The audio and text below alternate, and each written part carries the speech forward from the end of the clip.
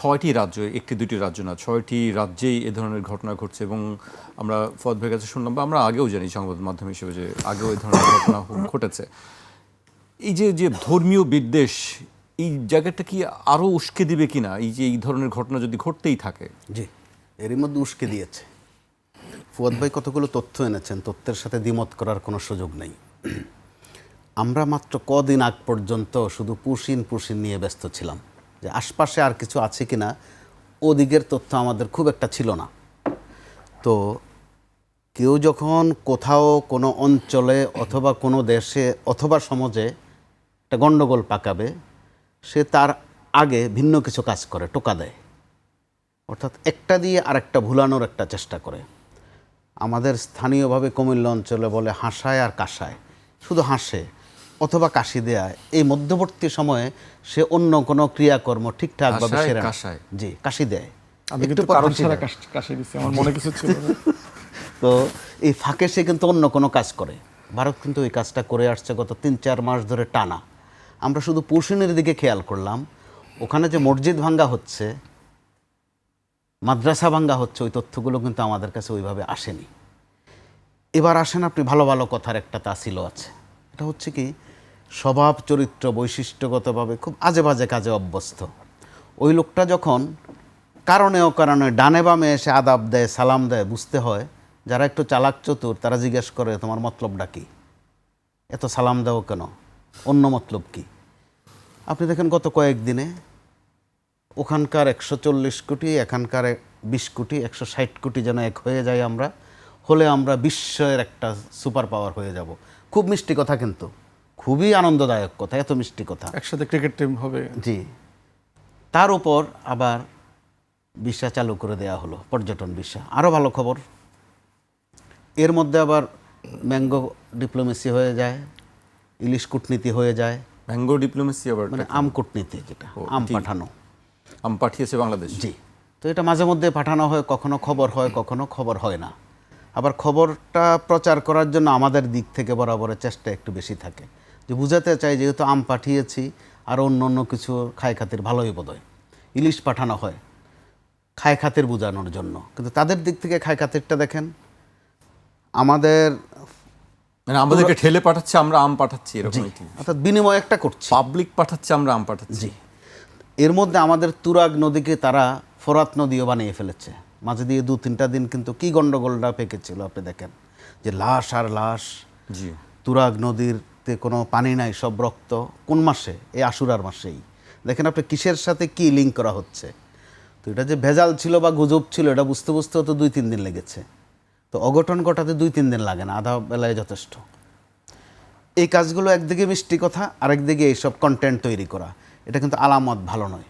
আর যেটা বুলডোজার দিয়ে রীতিমতো ভেঙেছে, বুলডোজার কিন্তু কারো ব্যক্তিগত থাকে না, বিশ্বের কোথাও নাই সেটা, প্রশাসন প্রশাসনিকভাবেই, অর্থাৎ রাষ্ট্রীয় সিদ্ধান্ত নিয়েই করেছে।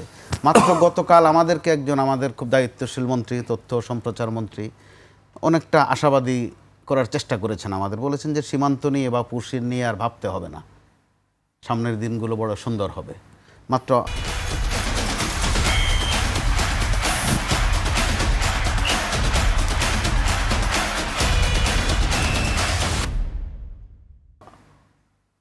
আমাদের দিক থেকে এত সুন্দর কথা, এত আশাবাদী কথা, আর ওই দিক থেকে মিস্টার শুভেন্দুবাবু যা করছেন, বাংলাদেশ অত্যন্ত গর্বের সাথে দাবি করতে পারে যে ওই ভাষায় আমাদের কেউ কথা বলে না। আমাদের সংসদের সাম্প্রতিক সময়ে আজে বাজে কথা হয়, কিন্তু শুভেন্দুবাবু স্কেলে অনেক উপরে মন্দ কথার দিক থেকে।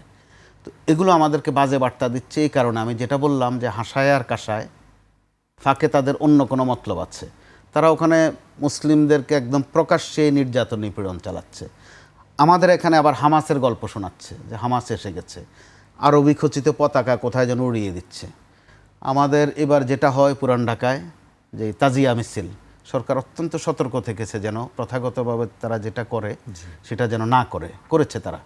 তারা শুধু কালো কাপড় পরে একটু মিছিল করেছে। এগুলোর ফুটেজও কেটে কেটে কিন্তু নানানভাবে রিল বানিয়ে আমাদের মধ্যে ছড়িয়ে দেওয়া হচ্ছে, যে হামাসের একটা ভাই।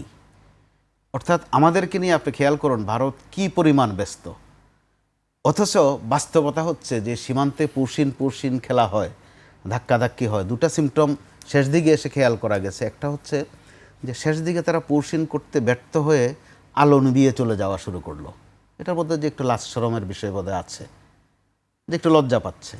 পরবর্তীতে কয়েক দফায় দেখা গেল যে পাটক্ষেত দিয়ে, প্রকাশ্য রাস্তা না দিয়ে পাটক্ষেত দিয়ে পৌঁছিন করার চেষ্টা করা হলো।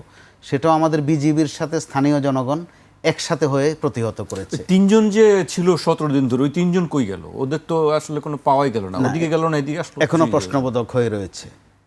বাস্তবে আমাদের সীমান্ত এলাকা বিশ্বের অনেক সীমান্ত এলাকার চেয়ে কিন্তু সুন্দর। দেখা গেছে রান্নাঘরটা বাংলাদেশের অংশে, বসতঘরটা ভারতীয় অংশে। একটা আম গাছ একদম, অথবা ফলের কোনো গাছ একদম সীমান্ত বরাবর, দুই পাড়েই কিন্তু খাচ্ছে ফলগুলো। বিয়ে শাদিও করে কিন্তু এই সীমান্ত এলাকায়, এত সম্প্রীতি। ইনফর্মাল অনেক ট্রেডিংও হয় ওখানে, আত্মীয়তা তো হয়, সামাজিকতাও আছে, ব্যবসা বাণিজ্যও আছে। কিন্তু তারা মাঝে মধ্যে আমাদের এই সুন্দর দিকটাকে এমনভাবে পুশ করে, শুধু মানুষ পুশ করে না, ঘটনাও পুশ করে, তথ্যও পুশ করে, দিন শেষে বানিয়ে দেয় গরু চোরা কারবারি অথবা গরু চোর, সোজা বাংলায় যেটা করে। তো এরকম অবস্থাটা থেকে আমাদের কিন্তু, ফুয়াদ ভাই যথার্থ বলেছেন যে আমাদের সেই ব্রিটিশ বিরোধী আন্দোলনের একটা ছাপ অথবা একটু মনে করার বিষয় আছে। তো মনে করতে গেলেই আমরা কিন্তু এখনও আবার টুকটাক মীর জাফর দেখি, জগৎ শেঠও দেখি, কিন্তু ঘটনাচক্রে বা ভাগ্যক্রমে আমরা মীর মদন দেখি না, মোহনলাল দেখি না।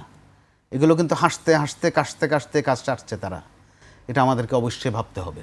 আমাদেরকে ভাবনার সময় তখন নানান নাম সামনে এনে দেওয়া হয়, তিতুমিরের নাম কিন্তু সামনে এনে দেওয়া হয় না, ফরায়েজি আন্দোলনের কথা মনে করিয়ে দেওয়া হয় না।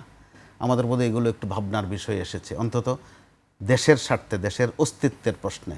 ভারত আমাদেরকে নিয়ে এত বড় দেশ, যেই পরিমাণ ব্যস্ত নানান কাজকর্মে, কিন্তু দেখা যাচ্ছে আমাদের এখানকার বিষয় আশয় নিয়ে আমাদের চেয়েও তারা বেশি ব্যস্ত, অনেক ব্যস্ত। যে ক্ষতি হচ্ছে আমাদের, কষ্ট আমাদের, কান্দে কিন্তু তারা। আমরা বলা হয় যে বিড়ি খাই আমি, আপনি কাশেন কেন? কাশি হলে তো আমার হবে, আপনি কাশেন কেন? ধোঁয়া আসে, তো ধোঁয়ায় কাশি। তো আপনি আমাদের জন্য খুব সেনসিটিভ, খুব দরদি। তো এত দরদি হতে বলছে কে আপনারে? আমাদের দিক থেকে বোধহয় এগুলো গুরুত্বের সাথে ভাবনার বিষয় আছে। ভারত তো ভাবছে আমাদের চেয়ে অনেক, রিক্টার স্কেলে অনেক বেশি উপরে ভাবছে। তারা হাইকমিশনার পাঠিয়েছেন এখানে, খুব একজন বিজ্ঞ অভিজ্ঞ রাজনীতির সাবেক মন্ত্রী, খুব হিসাব নিকাশ করে তারা কিন্তু এই কাজটি করছেন আমাদেরকে নিয়ে। তো এভাবে বলা যায় যে তারা আমাদেরকে খুব ভালোবাসছেন, খুব খাটছেন, খুব পরিশ্রম করছেন আমাদেরকে নিয়ে। তো আমাদের শুধু ওখানে দর্শক হয়ে থাকার বোধহয় আর অবস্থা নেই। আমাদের ভাবনার সীমানা অবশ্যই আরেকটু বাড়াতে হবে। জি।